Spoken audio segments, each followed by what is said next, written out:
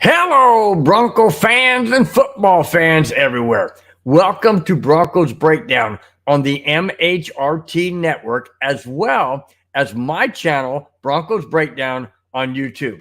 This is a show that is everything Broncos and brought to you with emotion, passion, honesty, and of course, my comments along with yours in the chat. I am your host, Bronco Bill. All right, guys. Before we get started, I want to give a huge 39th birthday shout out to my nephew, Bobby. You've probably seen him in the chat from time to time. He's a huge Vikings fan. And I want to give a huge shout out to him. I doubt seriously he'll be in the chat tonight because birthday. Why would he be in the chat? But anyways, guys, just want to give him a huge shout out. Bobby, hope you have a wonderful birthday. Hope you enjoy it immensely. And I know that you'll be back in the chat sooner rather than later. Guys, just hope each and every one of you had a fantastic week. As we head into the weekend, this is the second day of summer, the first full day of summer. And we're feeling it here in Southern California. We got a little heat wave going. I know that other parts of the country don't have this. 94 degrees in Southern California. It's a gorgeous day for me. I'm enjoying it. Absolutely enjoying the warm weather after the 6+ months we had of rain and cold and fog and all that. So I'm really glad that summer is finally here. Really do appreciate it. By the way, being June 21st, exactly 1 month from today is my birthday, July 21st. I'm not going to be 39, but a little older. We'll get into that as we get down the road. All right, hey, before we get started, batting leadoff, Mark from Georgia in the chat says, "Well said, Bill. Thank you very much, man. Really do appreciate it." He follows it up by saying, "We do have that weather." In the 90s plus with we don't have the humidity here. That's one thing that Southern California rarely gets is humidity. We get humidity, don't get me wrong. We get fog and stuff, but I'm talking about, with really super hot weather. We've had it before, and it's not been that high. I think maybe we'll have like temperatures 90 degrees and humidity will be like about 25%. That's nothing like Florida or, Georgia from where Mark is. And speaking of Georgia, my youngest sister and her husband live in Hartwell, Georgia, upstate Georgia, up to the right, northeast is what I'm told. So anyways, we don't get that type of humidity here. But when we do even get 20-25%, we're like, oh, my smokes, man. How do people handle it elsewhere? Mark from Georgia, all five that no, but we do, and you feel every bit of it. I bet you do, man. I bet you do. I've heard that people will go outside, take a deep breath, and it feels like there's I don't know, like a heat blow or something going down their lungs. It's hard to breathe. I can only imagine. The air is super thick from what I've heard. So, it's just that's just the way it is in certain parts of the country. I'm glad we don't have that, but I do feel for those people, including yourself, Mark, in Georgia that do have to endure that type of weather. It can't be fun. Mark says, your thoughts on Willie Mays passing? He lived a long life. It's interesting that you said that, Mark, because that is the very first topic. Let me put it up there so you believe me. See? Willie Mays passed at age 93. Very first topic I have for the show. Okay. I know this is a football related show, but on my show, it's about any type of sports. It can be baseball, football, basketball, hockey, whatever it is. I'm going to bring the articles and the stories and the topics that I deem relevant. Here it is. This past Tuesday, one of, if not the greatest center fielder in the Major League Baseball, passed away at the age of 93. I'm talking about the legendary Hall of Famer, Willie Mays. Willie Mays, San Francisco Giants Hall of Famer, well known for his nickname, the Say Hey Kid, was amazing. Absolutely amazing. Now, when I was back in Chicago, well, the only time I've been in Chicago, in 1973, I was 14 years old. I turned 15 on July 21st, 1973, sitting in Wrigley Field watching the Chicago Cubs play whom? Yeah, the San Francisco Giants. Willie Mays wasn't on the team then. I believe he was in New York on the New York Mets then. But I got to see the Giants play. The Cubs, the Giants won 3-1. But I got to see some legends like Ron Santo and Willie McCovey and players like that, Ferguson Jenkins and Juan Marichal. It was just amazing as a kid at age 15, and now looking back at age 65 to that day, realizing that I got to see those legend Giants. I didn't get to see Willie Mays. I admit I didn't get to see him. I wasn't on the team then. But I'll tell you what, just knowing that Willie Mays was a major impact in not just the Giants, but the entire baseball that we know it today. Many people say, I looked up to Willie Mays. I watched how he played. I tried to play like him. Talk about a legacy. Oh my gosh, what an absolute legacy. Willie Mays, if not, like this article says, if not the greatest center fielder in all of Major League Baseball, you guys in the chat tell me who is. Because I can't think of another one. I mean, the over-the-shoulder, going away, catching it over like a football player would catch. And then almost running into the wall instead dead center field. Will go down and live in infamy. Absolutely spectacular. When people think of Willie Mays, they think of a lot of things. Some people think San Francisco Giants. Some people think Hall of Fame. Some people think batting average or whatever. I think of that catch. I don't know if there's any other baseball player out there. Well, maybe today because they have the speed. But back then, I don't think there's any other Major League Baseball player that makes that play. And you can name a lot of good ones. A lot of good ones. I cannot say for fact that anybody else would have made that catch or played with the heart and integrity and love for the game that Willie Mays played. Let me continue. Listen to what the Giants chairman, Greg Johnson, said in regards to Willie Mays. Listen to this. And I quote Greg Johnson, Giants chairman. Here it is. And I quote, "Today, we lost a true legend. In the pantheon of baseball greats, Willie Mays' talent, intellect, showmanship, and joy set him apart. He was a 24-time All-Star. He is the ultimate forever San Francisco Giant." End quote. Wow. Wow. All right, guys. I'm going to tip my hat to Willie Mays, and I'm going to have a moment of silence.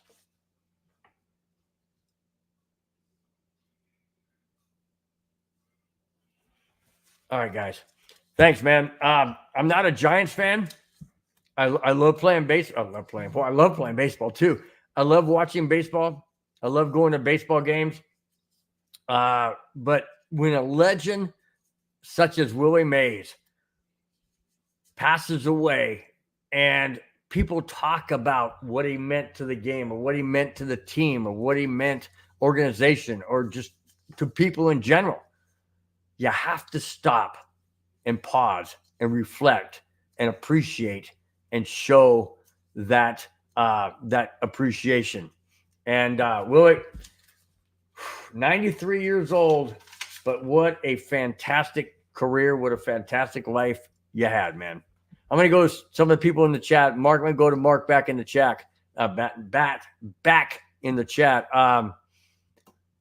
Okay. Let's see. Go back up here.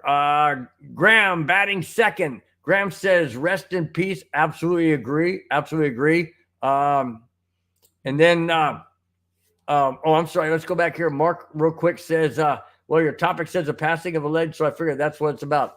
It's what it's about. Passing of a legend. I mean, how can, I can say a lot of things, Mark, in regards to the putting something different underneath my name, Bronco Bill, Bronco stuff, whatever. No, Willie Mays tops everything I'm going to say today. Everything that I'm going to bring today in the topics, Willie Mays tops it. And that's why I had to say the passing of a true legend, because he is a true legend. And he transcended sports. I mean, as soon as you said Willie Mays, maybe nobody ever saw him play because they weren't old enough, but they know the name. And that's what's important. There's only a handful of athletes that are like that. Tiger Woods is one. Willie Mays is one. Let's see. Football would be Johnny Unitas. People like that. People like, you know what I'm talking about. So there's no way I could put something up there and say, well, Broncos this or so-and-so that or whatever. No, couldn't do that. I had to put up Willie Mays because he's an absolute across-the-board, transcended all sports, and showed what it meant to be a team player, a hardworking player, to do whatever you had to do to make it to leagues. And also, the Cardinals and the Giants are played a series, and it was back in Alabama where Willie Mays was on the Birmingham. I forget what the name of their team was, Birmingham something, and that's how he got started. And then he goes, the rest is history. Then he goes to the Major League Baseball. Unbelievable story, amazing story. I have PS4. I have the MLB The Show 24, and they just added a complete section of, you can watch videos and whatnot of Willie Mays' career. I think that's phenomenal. I can't wait to watch it. It just downloaded today, but because of this show, I'll probably watch it this weekend. But amazing. That's how big of a legend Willie Mays is and always will be. All right, let me move on back into the chat. Frickin' Rudy comes in, my brother-in-law from Vegas, says, hi, you bald looking and handsome. No, handsome Q-tip. No, I've heard other ones like, pool cue or bowling ball or whatever, but whatever, doesn't matter. Love you too, man. Love you too. It's all good. Let's see. Absolutely, Mark. Absolutely. Willie Mays was way ahead of his time. Way ahead of his time. Absolutely. No doubt about it. No doubt about it. And so many people were trying to follow in his footsteps. I don't care if it's baseball, football, basketball, hockey. Everybody's trying to do what it took to get to Willie Mays' stature. I mean, got a lot of guys are right here. Willie Mays was way up here. I mean, way up here. And will always be. Always be. Let's see. Mark from George said, you said you're turning 39, switch those numbers around. 93, just like Willie when he passed. Whoa, I don't want to be 93. Not yet. No, I said I'm not turning 39. I said my nephew, Bobby is turning 39. He's the one turning 39 today. I'm going to be turning 66 next month, July 21st, exactly 1 month from today. All right. Okay. Let's see. Mark says, even though your name is Bill, you go by Bronco Bill, just like me. My name is Mark, but I go by Bronco Marky. Hey, that's cool. Totally cool. Totally cool, man. I love it. Love it. It's great stuff, man. Okay.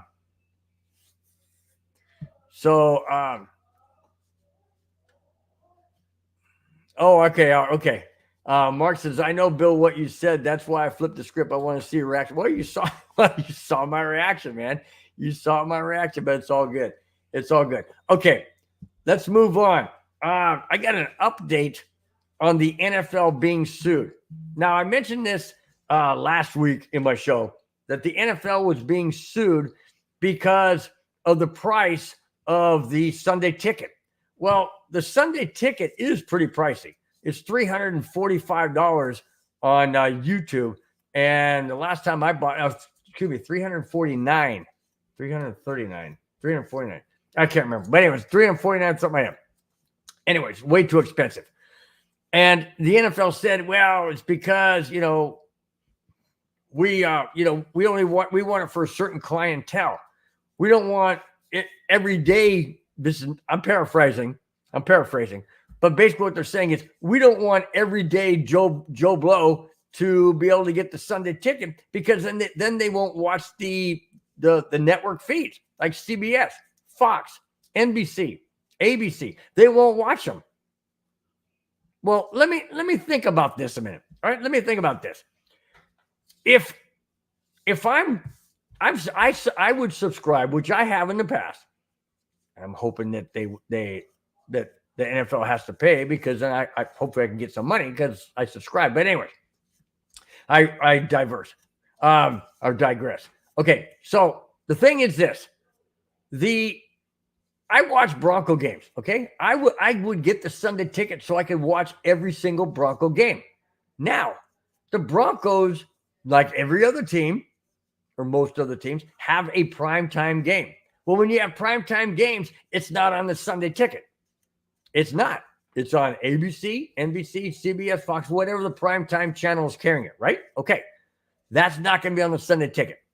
When the Broncos play the Chargers or the Raiders here in Southern California, as well as the Rams, those games are on network television. They are not on the Sunday ticket.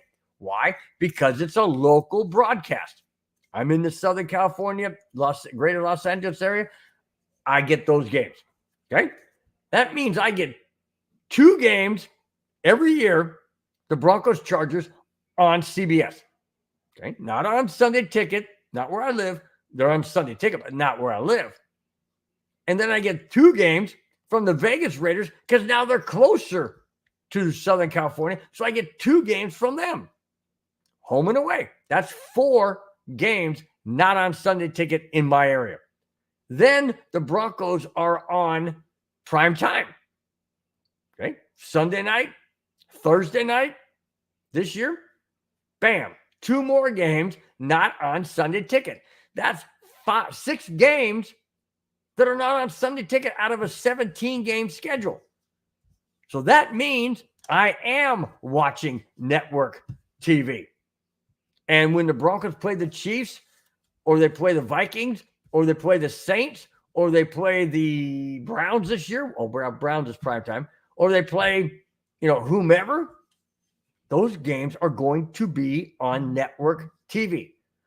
Problem I have is, why not allow ordinary citizen, ordinary Bronco fan like you and me to be able to watch the games at a reasonable price from the Sunday ticket? Well, let me get into the update of the NFL being sued. Listen to this. An update to the NFL being sued is interesting. The NFL's Sunday ticket is the one in question. Of course, that's what we're talking about. The reason for the suit is because the NFL rejected ESPN's offer to carry the Sunday ticket for $70 a season. $70 a season. That's reasonable. I'd pay that. I'd pay double. I'd pay $140. I wouldn't want to, but it's better than $349. That's for dang sure. But why did the NFL say no? Well, again, it goes back to what I said, that they were afraid that ordinary football fan would not watch the network show, the network games. I don't watch network games if the Broncos aren't playing. I don't turn on the TV and go, I think I'll quick. Oh yeah, I think I'll watch Cleveland and the Jets. Why? That has no impact on the Broncos. I could care less. I could care less about the game. I care less about the Colts and the Buccaneers. I could care less about that. I really could. if it's a Thursday night game and it's it's the only game around and you're kind of itching for some football, yeah, then I'll watch a game, but it probably won't be the Colts and Buccaneers. But you get what I'm saying. I'm not going to watch games just because they're on. I'm going to watch Bronco games because I'm a Bronco fan, period. Let me continue. Gets interesting. The NFL turned it down because they felt people wouldn't watch network broadcasts, like I said. The NFL also, and this is bothersome. This is bothersome because this would bring bank. This would bring bank to the NFL. But again, it's because they want people to watch the network feed. All right? Let me tell you what this is. The NFL also rejected an offer of single team deals. Robert Kraft, owner of the Patriots, guy, we always love that guy, said about the Sunday ticket price, and I quote, "We're not looking to get lots of people. We want to keep it as a premium offering." Why do you think that's true? Because it's money. $349 per household or per pub, per sports bar, per whatever. Yeah. They don't want it for $70. That is nothing. That's a drop in the bucket to what they want. They want big money. That's what they want, big money. That's why we want to keep it as a we're not trying to get a lot of people. We're just trying to get enough so we can get a lot of money. Yeah, that's exactly what it is. But if you think and use your stupid heads, you price it for $100, $99. Let's say $99 to be able to watch your favorite team every single game. You don't think for one moment that they would be rolling in money? Of course they would. People in Cleveland would watch. People in Denver would watch. People in everywhere would watch. Their fear is that you wouldn't go to the game and spend more money than just what that would cost per year. And they're also concerned that you wouldn't watch regular network. When I mentioned all these 6 games for the Broncos to be regular network, they're afraid that you won't watch regular network, which brings in a lot of money for them as well. So bottom line, in my opinion, I think the Sunday ticket's great because you can watch any game, and every game you can watch early game if you want, pick and choose, whatever. You can do multi-screens, all that kind of stuff, multi-whatever. I think it's fantastic. I just think it's way overpriced. And I know people are going to say, and NFL may even come back and say, well, if you go to one game a year and you buy, souvenir and you buy, hot dog, peanuts, hamburger, whatever you spend, it's going to be more than $349 per person at that one game. And yet we're giving you 17 games of all the teams for $349. I get it. I understand that. But for the average person, that is a lot of money. A lot of people can't afford it. Especially in this economy with, prices the way they are. Some people just can't afford it. And I totally understand that. I wish they would have done a package like that where you can just, purchase your own team games and just be able to watch that. I think that would be fantastic. But that's the latest update. Doesn't look like the NFL is going to cave in. And I really do hope they get sued and they lose, because I might be in money just as well as anybody else who ever subscribed from the Sunday ticket from 2012 to 2022 is eligible to receive some type of compensatory, if that's the correct word, from the NFL losing this suit. I don't think they're going to lose it. I think it'll be settled out of court. It's just interesting, just extremely interesting that they should have, quit trying to be greedy. The fans are the ones that are paying your freaking salary.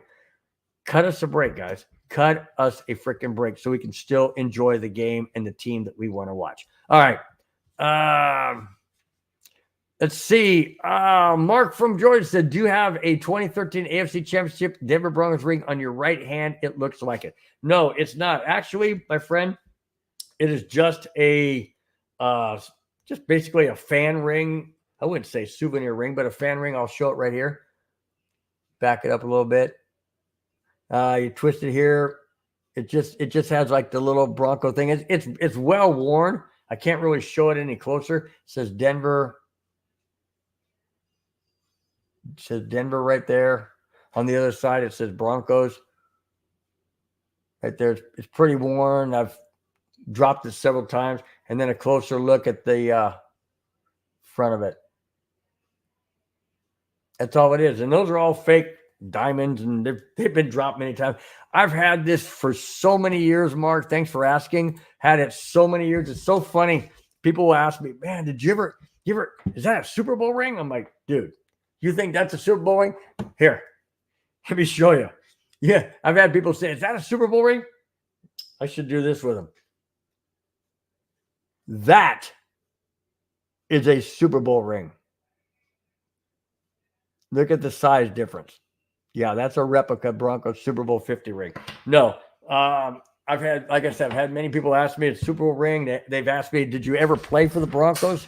I have a mind to say to look at them and say, have you seen my body? I mean, I'm as thin as a rail, dude. No, I did not play for the Broncos.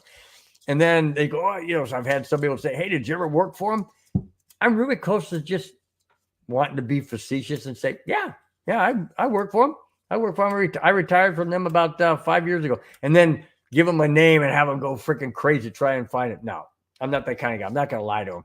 But thanks, Mark, for asking. Really do appreciate it. Nope, it's just a regular Broncos fan ring that I've had for, oh, gee whiz. At least 25. Well, see, I got it when I was dating my wife. And I've been married to her for 27 years. It's at least 30-some years old. At least 30-some years old. But thanks for asking, Mark. Really do appreciate it.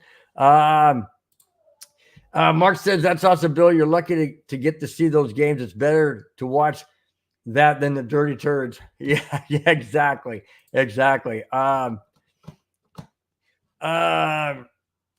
see.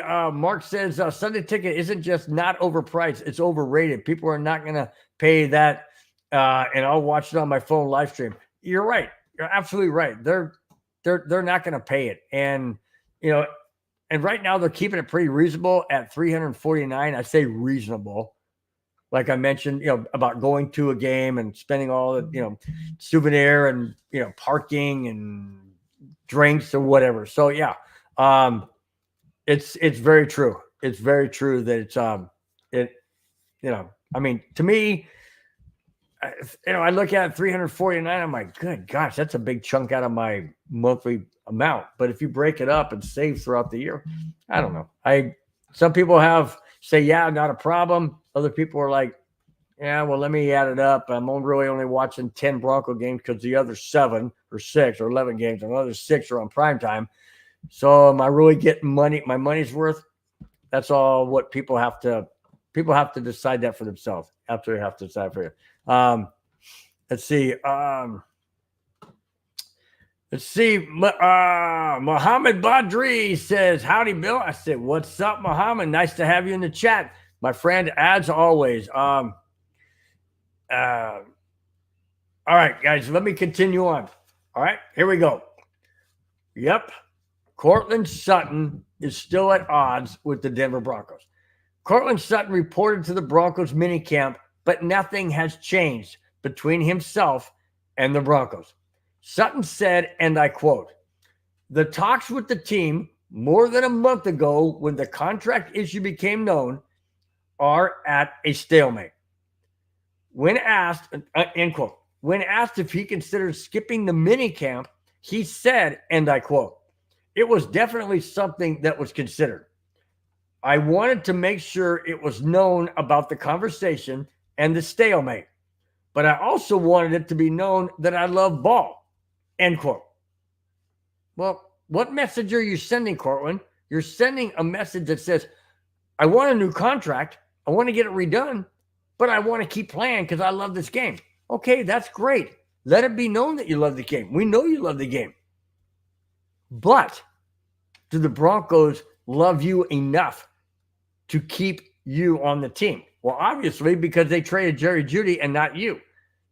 But I don't think that they're really eager to just up your salary, so to speak.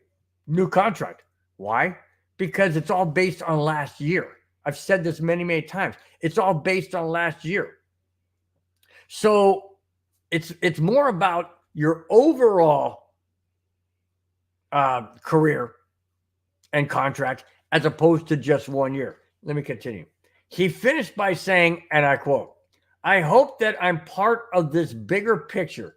I've been told that is the game plan," end quote. Well, there you go. If that's the game plan, then the Broncos obviously want to keep him on the team because they didn't trade him, like I mentioned.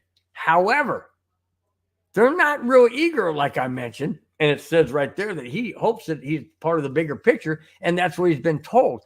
He's been told that, in my opinion, because they want to keep him, but they don't necessarily want to increase his contract.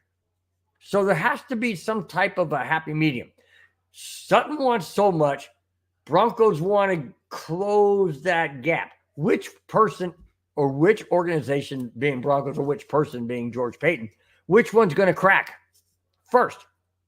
Is it going to be Courtland Sutton? Well, if he holds out, he's going to be fined. So therefore, he loses more money. So that's pretty stupid.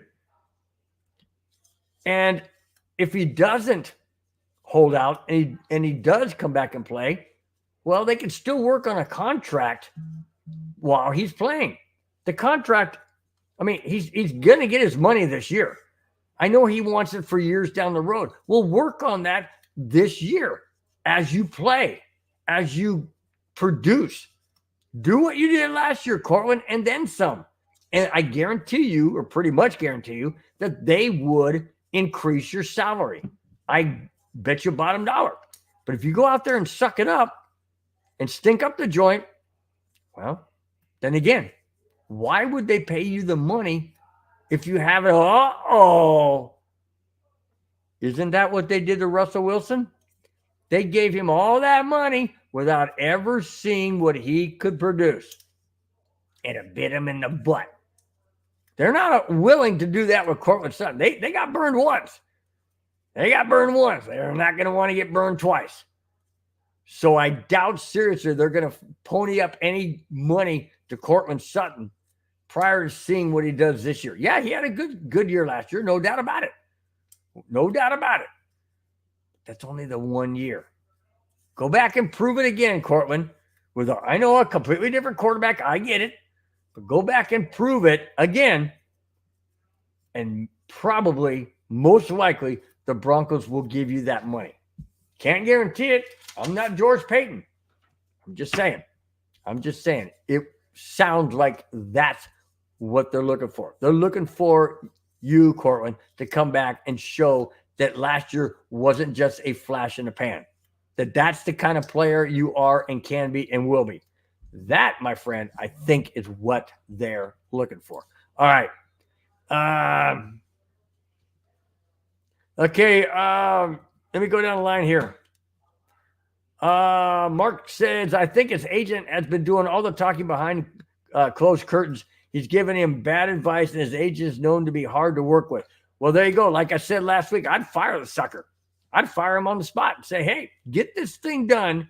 Do what you got to do to get this thing done before training camp, or you're gone. You're fired. You're done. You're history. Adios. Arrivederci. Sayonara. Kick him out the door. Say goodbye. Get somebody else. Do your own negotiating, whatever it takes. But to have somebody as your agent that is a freaking idiot, just kick him down the road. Get rid of him, you know? Mark follows up by saying, if he plays this year and becomes a leader like we know he is and sets an example and produces, then he'll get paid. Absolutely. That's exactly what I was saying, Mark. Exactly what I was saying. You know? I'm not ignoring you, man, but you're just saying some crazy stuff, man, that just doesn't really pertain to what the topic is. So that's why I wasn't bringing it up, but Rudy says, okay, Bill, don't ignore me, sir. I'll tell you secret. It's all good, man. Just go along with the flow. Don't go off on your own little wavelength and, bring your comments up. All right, here we go. Speaking of holdouts or those who are holding out or for various reasons, some people do it like Cortland Sutton, didn't go to the OTAs because he wants this contract done and all that kind of stuff. I get that. Okay, that's all well and good.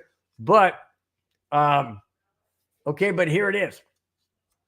When a person, a prominent player, the prominent player on a certain team doesn't show up for minicamp, glad this guy's not on our team. Here it is. Aaron Rodgers is rumored to be away from the New York Jets minicamp because injury? He's still recovering from injury? No. Nope. That was last year. He's had the whole year off to do whatever he wanted to do, go wherever he wanted to go, and still be at minicamp. But no, Aaron Rodgers is a prima donna. And thank goodness he's not on our team because this guy is a nutcase. He's a basket case. He thinks the whole world of the NFL revolves around him. Well, it doesn't, Aaron. You prima donna. You want to be. You're just a mess. There you go. He's rumored to be away from the New York Jets minicamp on an ayahuasca retreat instead of attending mandatory, not volunteer. He's getting fined for not being there, but he doesn't care because to him, it's not about the team. It's not about being part of the team. It's about Aaron Rodgers. It's about me, what I want to do. I'm going to do what I want to do because I know I'll be welcome back because I'm Aaron Rodgers. Well, what a freaking moron, idiot, self-centered, egotistical idiot, total idiot. Man, I'll tell you what, Green Bay must be so happy he's gone. And I'm so freaking happy the Broncos don't have him. Absolutely ecstatic we don't have him. Thank goodness. Let me continue. Last March, Rodgers spent some time at a retreat in Costa Mesa or Costa Rica. I think it's Costa Rica. I wrote it down wrong. I'm sorry. Retreat in Costa Rica for the same thing. Well, here's the problem I have. All right. If you want to do that, go for it, man. Enjoy yourself. Knock yourself out. Have a fantastic time. Why are you doing it when the team needs you? I'm not a Jets fan. I could care less about the Jets. I think this is hilarious. But it's just about the player being a complete, he's a narcissistic idiot. It's all about him. What he wants to do. He could care less about the New York Jets. Really? Slap in the face of that team, isn't it? And the owner and what they're paying him, he had the entire last year and part of the offseason to do whatever he wanted to do because he was injured and rehabbing his torn Achilles. And now, when there's minicamp, mandatory minicamp, he basically does thumbs his nose at him, middle finger at him, and says, screw it, I don't care. I ain't going. Find me whatever you want to find me. I ain't going. I'm going to go do my own thing because all I have to do is show up because I'm Aaron Rodgers. All I have to do is just show up because I'm the guy. No, you're not. You're an idiot. I hope you suck this year. And I know we play the Jets this year. Man, I hope we tear them a new one. Absolutely do. Just send a message that, it's a team sport, you freaking moron. It's not an Aaron Rodgers NFL. No, contrary to what you think, Aaron, it's not an Aaron Rodgers NFL. There is no A in NFL. None. Wow. What an absolute egotistical, mercy. Unbelievable. Let's see. Yeah. Rudy's right. Aaron Rodgers, you're a putt. You absolutely is. Aaron Rodgers is a complete idiot. Absolute moron, fool. I mean, like I said, what else can you say? It's all about him. All about him. And whew, man, it's the Jets' problem now. It's the Jets' problem now. Wow.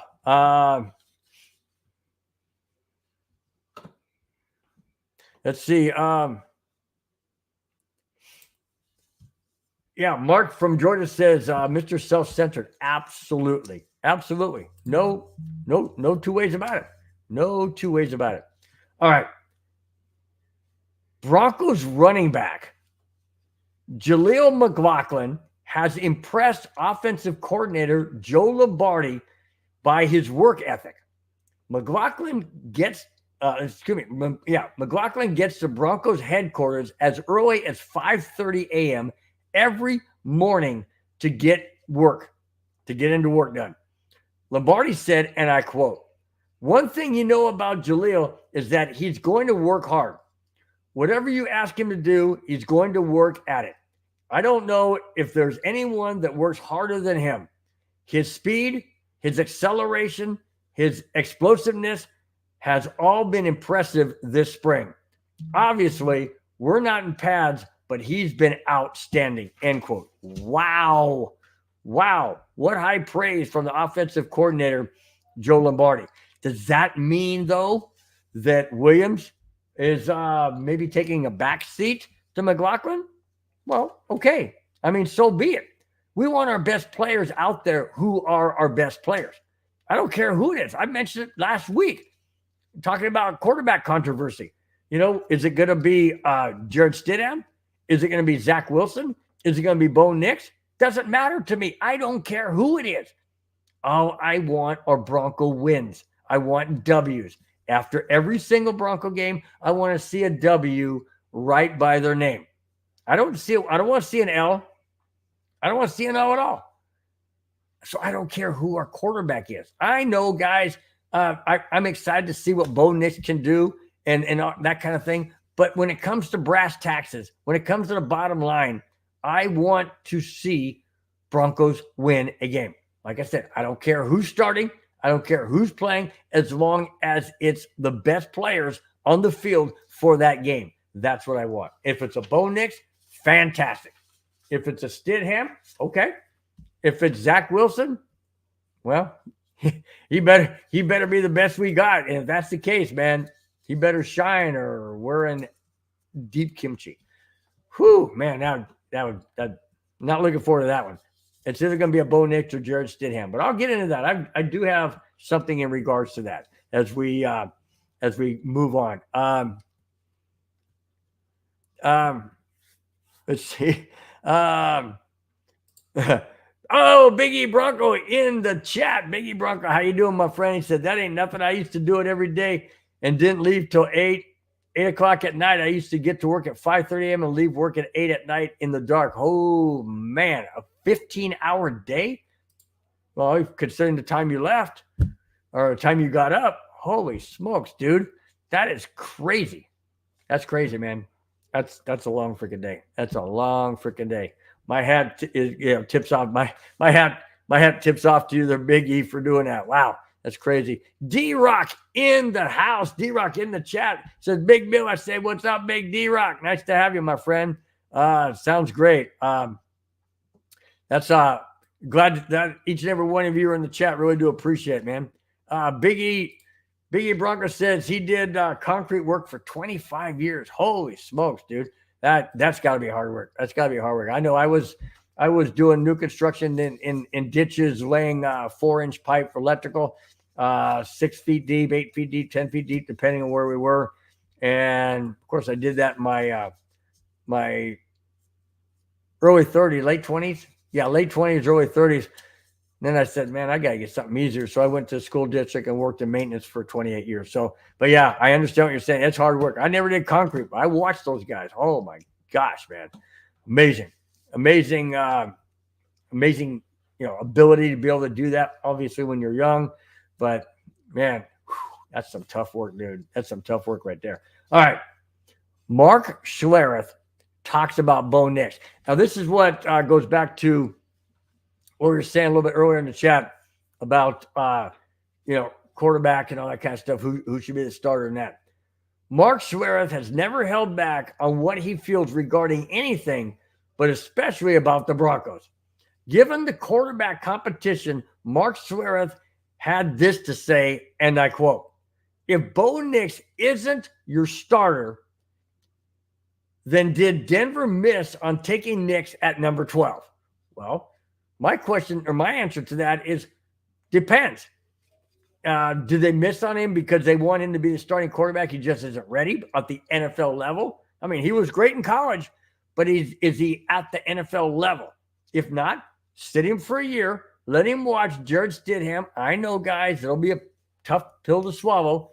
But either way, if Bo Nix starts and he falters throughout the year and the Broncos end up, 8-9 again, is that a bad season? Well, not necessarily, because it was exactly the same season they had last year, 8-9.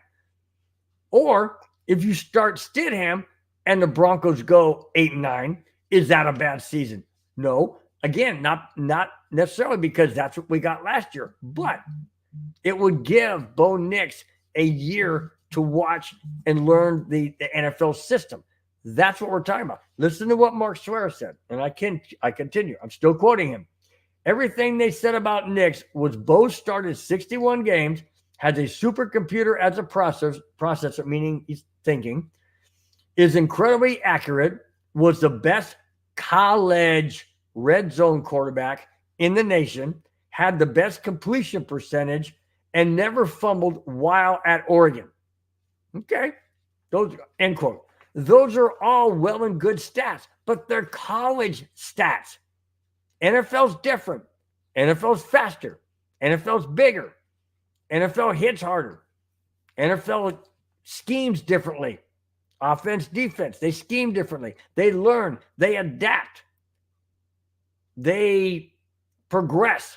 They meaning opponents that the Broncos will be facing. They learn what you're doing. And if you don't change, they will. And even if you do change, they'll find a way to try and counteract. The NFL is different. Sure, Bo Nix played 61 games in college, more than any other college quarterback in last year's draft. Okay, fine. That's college. That's not pro. That's not the pro system. That's not the pro way of doing things necessarily. Yes, he had a pro type system, but was it a Sean Payton type system? Possibly not. We don't know what we're going to get in Bo Nix. We haven't seen him play. Not even preseason, because we're not there yet. Okay? Let me continue what Mark Schlereth says.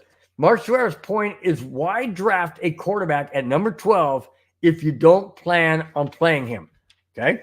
I'm not saying that the Denver Broncos aren't going to play Bo Nix. I'm not saying that at all. And I really don't think that the Broncos are saying that. What they're saying is, who is going to be their starting quarterback? Does that mean that if Jarrett Stidham is named the starting quarterback, that Bo Nix won't play? No, that's not what they're saying, I don't think, and that's not what I'm saying. I'm thinking if Jarrett Stidham starts, it's because he has more NFL experience than Bo Nix. And that's absolutely true, because Bo Nix doesn't have any NFL experience. So if Stidham starts, Bo Nix could come in game 2, 3, or 4, depending on how Jarrett Stidham plays. I mean, if Stidham goes out as a starting quarterback, I'm just saying if Jarrett Stidham is the Broncos starting quarterback game 1, and the Broncos roll with him for 3 or 4 or 5 games, and the Broncos are 4-1 after 5 games, do you take him out? Absolutely not. But if the Broncos are 1-4, then yes, I say Bo Nix comes in and becomes your starting quarterback. But we won't know any of that. And that's why there is a quarterback competition, because the Broncos brass don't know that. Sean Payton doesn't know who it's going to be yet. He may have an idea. He may, tell his coaches and everybody talks about it, but it's not being leaked out as to who it's going to be. We're not even to the OTAs. I mean, where we just had the mini camps, but we're not even up to the scrimmages yet, or the preseason games. There's going to be a break in it till early August. So we got all of next month. We got the rest of June. We got all of July. And then we'll have, we'll have some practices and whatnot at the late July, getting ready for the scrimmages and preseason, but nothing for at least the next 3 to 4 weeks. So we don't really know who it's going to be. Don't really know who it's going to be. Madungus Creevy, what is up? He says, what's up? I say, what's up? And then he follows up by saying, I'm back. I guess that means you're back in Nebraska because you were down in Houston with your family. I hope that went well. Glad to have you back. And hopefully you are back in Nebraska and everybody is well and good, healthy, and all of that. That's awesome. That's awesome. Okay. Von Miller. Now, Von Miller is an absolute icon in Denver, a treasured player in Denver for what he did on the Broncos team and what he did in Super Bowl 50 to literally single-handedly, in my opinion, win that Broncos Super Bowl 50 championship. Without Von Miller, I'm not sure we even get to the Super Bowl. That's how instrumental he was, along with everybody else, DeMarcus Ware and everybody else that was on that team. Just fantastic team.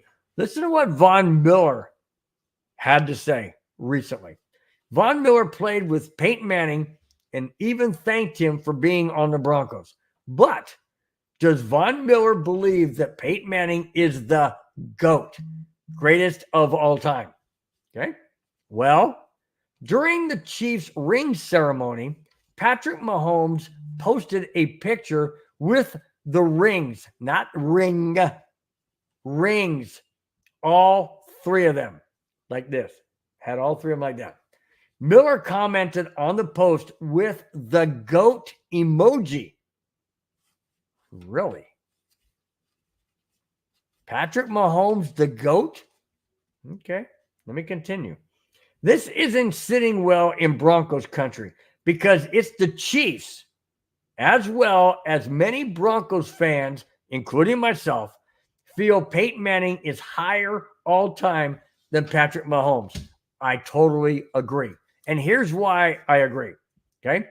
Peyton Manning did something that I hope Patrick Mahomes never has to do. And that is recover from multiple neck surgeries due to a hit taken on the field that could have paralyzed Peyton Manning from the neck down. Thank God it didn't.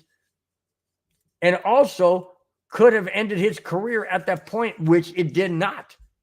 Peyton Manning came back and played 4 seasons with the Denver Broncos, going to 2 Super Bowls, losing to that Wilson guy in 48, Super Bowl 48.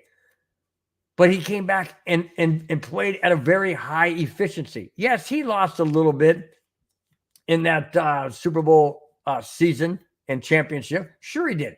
But he had a defense that could bail him out each and every time. Do I think that Patrick Mahomes is a much better quarterback than Peyton Manning? I go back to what I've said many, many times. You have to look at the decade and the era of when and which they played, how it was played.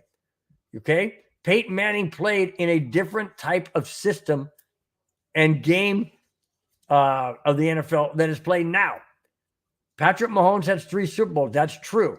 But that's because Patrick Mahomes is on a freaking dynasty team, much like the Dallas Cowboys of yesteryear, or the Pittsburgh Steelers of yesteryear, or the Denver Broncos of the 90s, or the Green Bay Packers back in the day.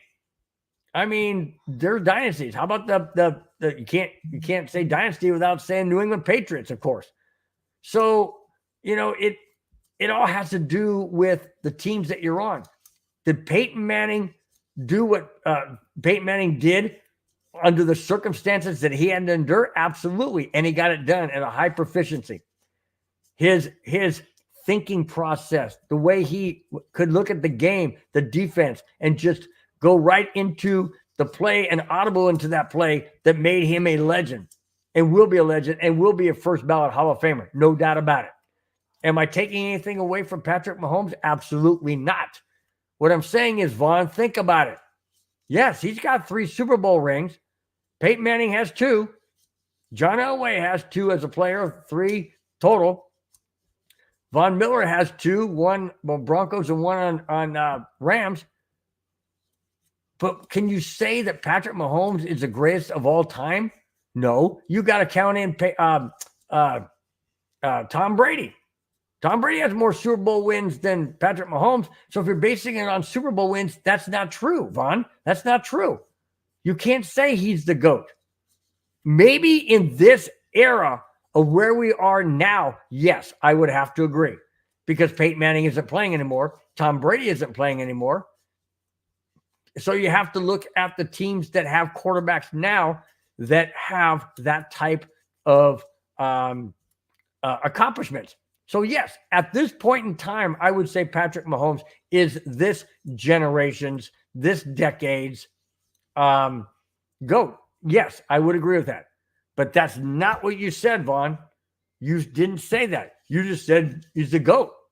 And with the GOAT emoji, but you didn't specify. Okay? I know you didn't say the GOAT of all time. Well, GOAT stands for greatest of all time. And I can't agree with that.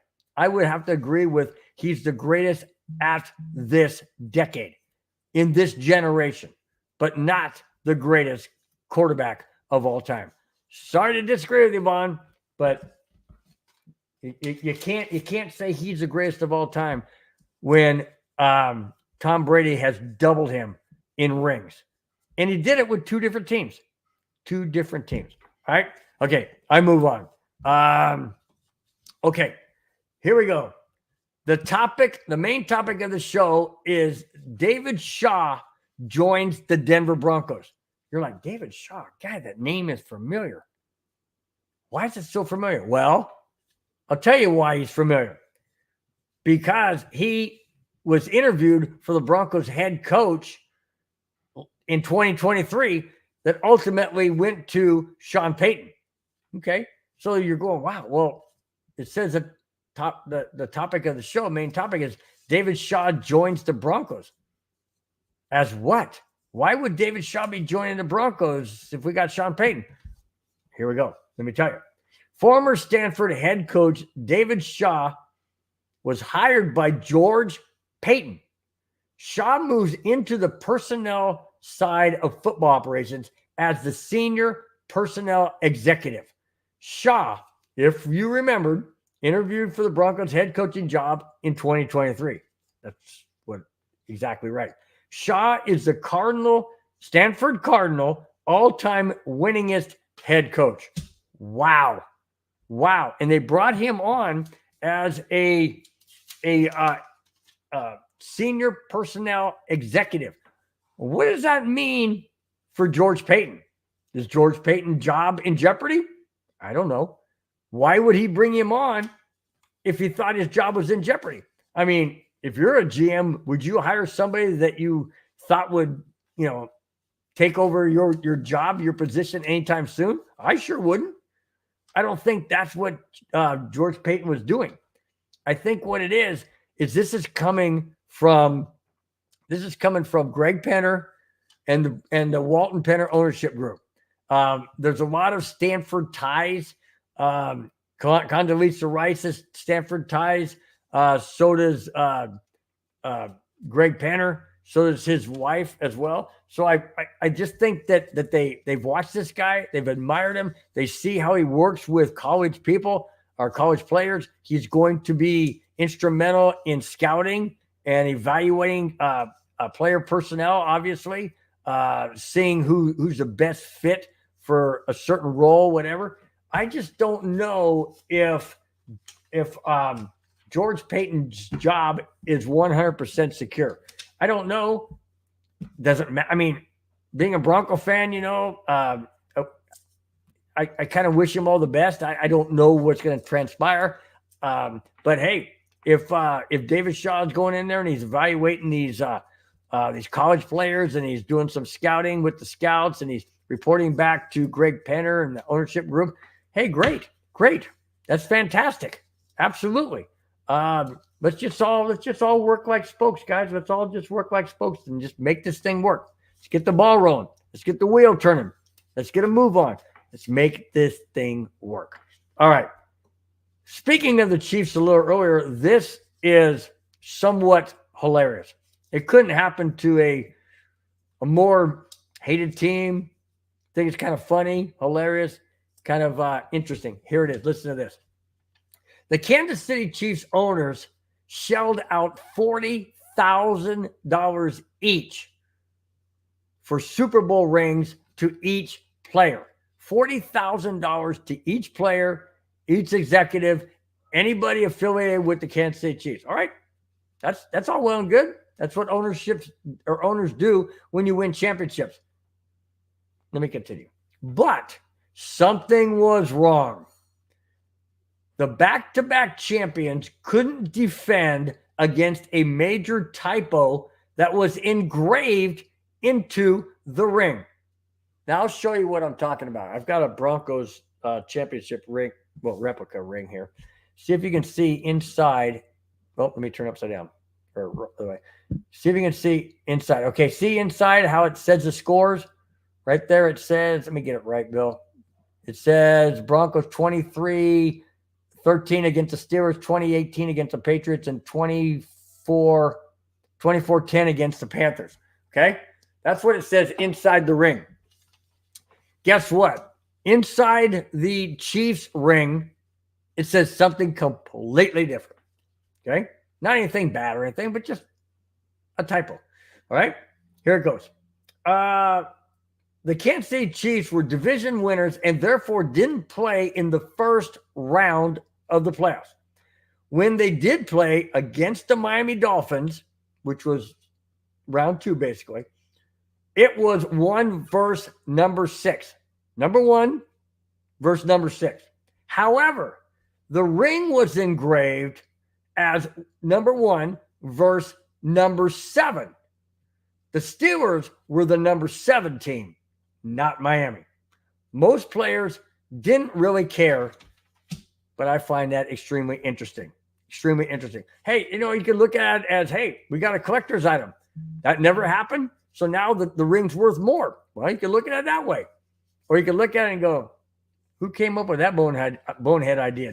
I mean, obviously, we didn't play the first round, so why would it be 1 against 7? It's not. It was 1 versus 6, not 1 versus 7. I found that interesting and humorous because it's the Kansas City Chiefs. Anytime you can sit there and just poke fun at them and just have a good laugh at it, I enjoy that. I really, really do enjoy that because it's the Kansas City Chiefs. It's the way it is. All right.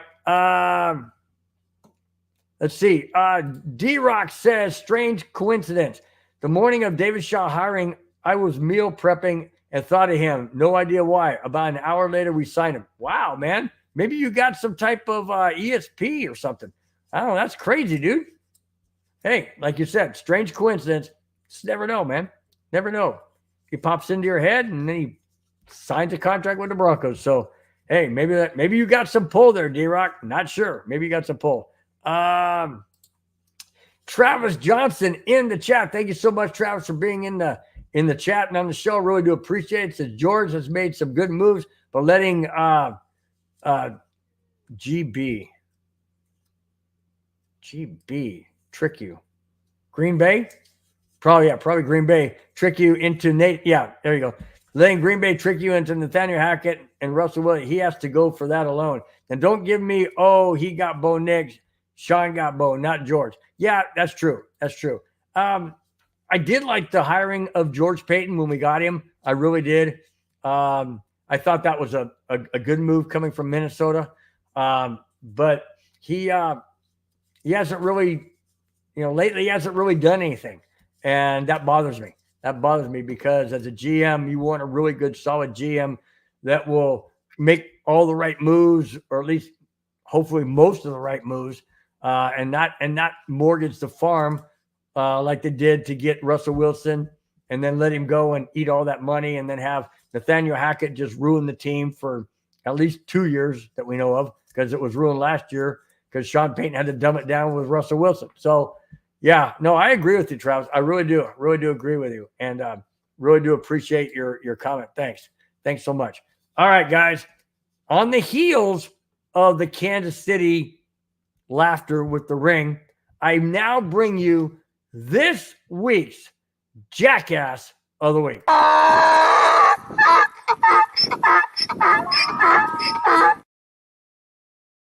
All right, here we go. Chiefs defensive lineman Isaiah Buggs has been arrested for the second time in a month, this time for domestic violence and burglary in Alabama last Sunday morning. Reason why it's the second time is he was arrested the first time, and I didn't bring this on my show because I really get wound up in anger when people harm animals. I really do. And I knew that just reading that and getting all wound up, I was going to lose my mind and probably say something that probably wouldn't be appropriate or appreciated on this network or even my channel for that matter. But I'll give you a briefing. He left dogs chained up in his yard with no food and no water, and they couldn't get away because they're chained up. Bugs should be hung upside down and beaten with an absolute baseball bat. That's just my opinion, guys. Just my opinion. Yes, I'm getting a little worked up because I can't stand when people mistreat animals. They are animals. They cannot defend themselves for the most part, especially dogs. They cannot defend themselves for the most part. They're at your mercy. Dogs love to be treated well, just like any animal. But dogs are man's best friend for real. They love you unconditionally. Why are you treating them like trash?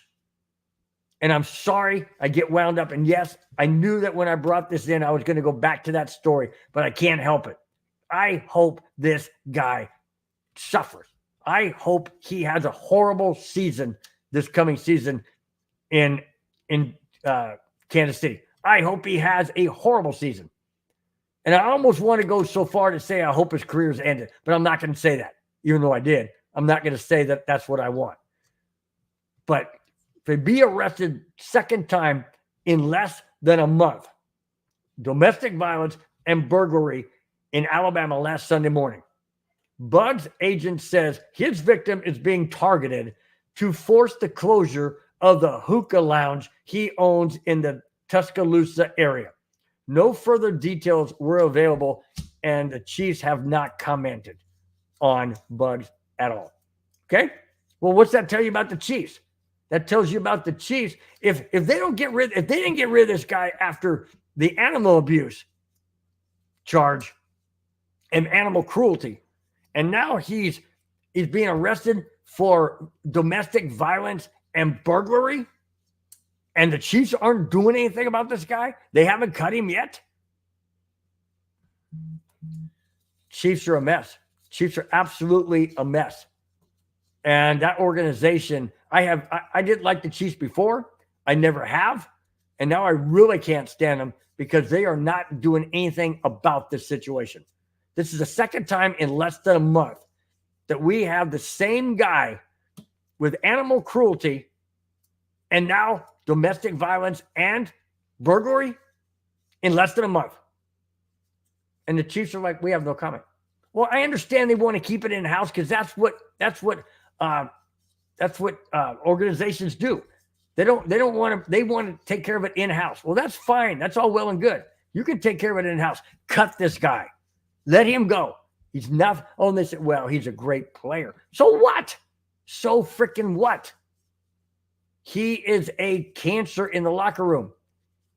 And again, guys, not that I want the Chiefs to be successful, because I don't.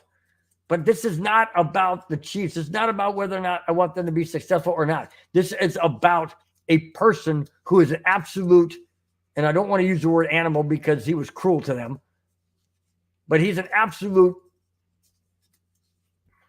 menace. He's an absolute idiot. He's a thug. He's no good. Get rid of him. Absolutely cut him. But the Chiefs won't. You watch, the Chiefs won't cut him. Of course not. Of course not. Because they won't do that. That's the Chiefs. Rudy says, come on now, let's just get rid of him and get someone who cares about the game, not for being an idiot. Absolutely. Totally agree. Absolutely, totally agree.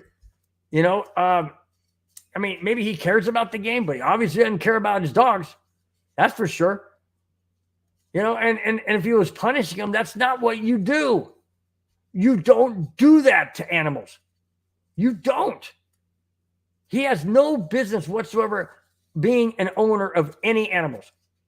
And heaven forbid he's a father if that's the case. Because if that's the case, he dang sure if he can't treat animals correctly and he can't treat dogs that he has correctly, doesn't need to be a father. Doesn't need to have any kids, that's for sure. Boy, I sure hope he doesn't. Man, I sure hope he doesn't. For the kids' sake, that is. For the kids' sake. All right, guys. Here is this week's last topic of today's show. And I want to thank each and every one again for being in the chat, for watching, wherever you may be. Really do appreciate it, whether you're watching, whether you're listening, whether you're participating in the chat. I greatly appreciate it, each and every one of you. Do me a favor, hit the thumbs up button. It's the easiest way to show that you care about the show, that you enjoy watching it, you enjoy the content, you enjoy this crazy 65-year-old guy talking about sports. Really do appreciate it. Hit the subscribe button if you have not. Greatly appreciate it. I'm at 232 on my channel. I'm pushing for 250 by the end of July. Really do hope that you guys show the appreciation. Tell your friends. If you subscribe, it costs you nothing, absolutely nothing. Hit the thumbs up, costs nothing as well. It greatly helps out the show. Lets everybody else out there that comes across it want to take a look at it because you guys have given that thumbs up and the subscription. Really do appreciate it, guys. Thanks so much. All right, guys. Last topic. This is a stat or a list you as an organization do not want to be on. Okay, here it is. If you've watched any of my Friday shows, Broncos Breakdown, of course, you are aware of my Jackass of the Week segment. Well, which we just did. Well, the NFL has released a list of all 32 teams and how many arrests per team. Okay, this is for the lifespan, and I understand that some teams have been in the league an awful lot longer than other teams, but that's beside the point. To a degree. I mean, obviously, if you've been in the league longer, you're going to have more issues and things like that. I understand it. This is interesting because at the end of this segment here, I think you're going to be dumbfounded at a couple of teams that are in areas that you didn't think they would be. Okay, let me continue. This is a list you don't want to be first on. Absolutely do not want to be first on. I'll list the top 10 and all 4 AFC West teams and where and how many arrests players have had or people within an organization have had on that team. All right, here we go. Vikings, 55. 55. They're the number 1 team on the list with the most arrests from the Vikings players, personnel, organization, whatever, in the organization. 55. You want to know who's number 2? I'll get to that in a minute. Number 3, Chicago Bears, 50. Okay. Chiefs, speaking of bugs, the Chiefs, 40. Might be 41 now because that idiot, or 42. Or, well, yeah. Anyways, Chiefs were listed at 40. Cleveland Browns, 39. Jaguars, 39. Tennessee Titans, 38.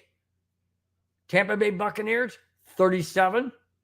Indianapolis Colts, Baltimore Colts, Indianapolis Colts, 36. And Miami Dolphins, 34. And you're saying to yourself, well, who's number 2? Vikings were 55. Who's number 2? AFC West. Here we go. AFC West. Number 1 team for most arrests on the organization in the AFC West is the Denver Broncos. Can you believe that? The Denver Broncos have 54 arrests listed, 54, one behind the Minnesota Vikings of 55.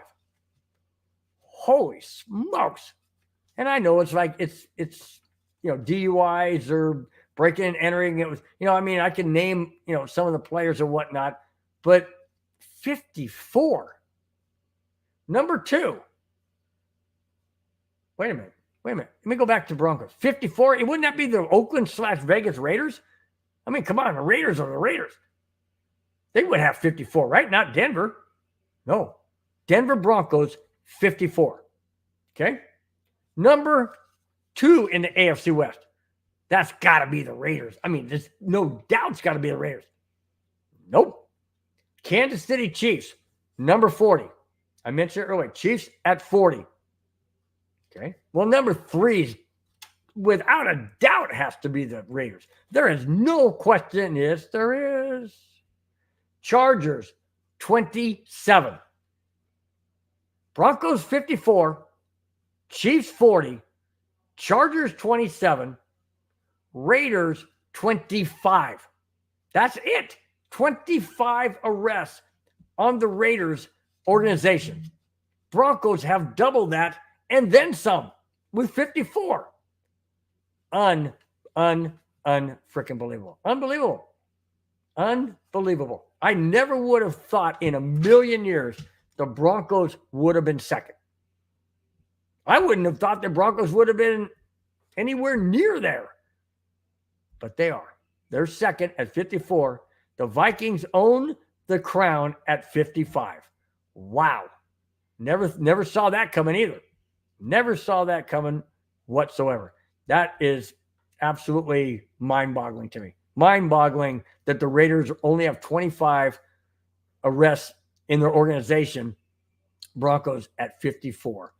Unfreaking believable. That's it, guys. That's all I have. Thanks for watching. Thanks for subscribing. If you have not, please do so. I mentioned it a little bit earlier.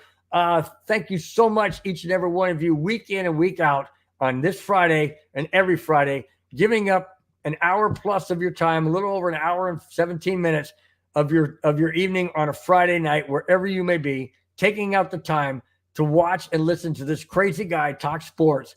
And for your support, guys, means the absolute world to me and to the network, as well as my channel, Broncos Breakdown on YouTube. Really do appreciate it, guys. I'm going to go down the list in the chat to recognize each and every one once again who were in the chat, because without you guys, I would be talking to a wall, and that's not what this show's about. You guys make the show. You make it what it is, and I want to give a shout out to each and every one of you, like I always do at the end of the show. Batting leadoff, Mark from Georgia. Really do appreciate it. Second is Graham. Really do. Thank you for being in. Rudy Torres, my brother-in-law from Vegas, batting third. Then we got down the list, and we've got, keep on going. Then we got Muhammad Badri batting cleanup this week. Thanks, Muhammad, for dropping in. Really do appreciate it. Muhammad Badri. We go down the list. We got, let's see, where am I? Oh, we got Big E. Big E's in the chat, batting fifth. D-Rock batting sixth. Really do appreciate it. Thank you guys so much. Batting seventh, Madungus Creevy. Thank you so much, Madungus. Welcome back to Nebraska. Batting eighth is Travis Johnson. And that wraps up. And that wraps up the people in the chat. Really do appreciate it. Thank you guys so very, very much each and every week. Guys, thanks a million. Enjoy your Friday evening, wherever you may be. And we will talk to you next Friday. But until then, guys, we have shows Monday through Friday on the MHRT network. And then I'm back on Friday, 5, 6, 7, and 8, MHRT network, as well as my channel, Broncos Breakdown on YouTube. Guys, until next Friday, have a wonderful, fantastic weekend. And we will talk to you and see you then. Till then, guys, have a great evening. Talk to you. Bye-bye. Fast lane when I pass in the street, bag of money in the passenger seat. Simcoe's been asking for me on the road from the west to the east. way up, I might never come down, cause the coast's racking up the flame out. So high, I might never come down, so what, this is my lifestyle.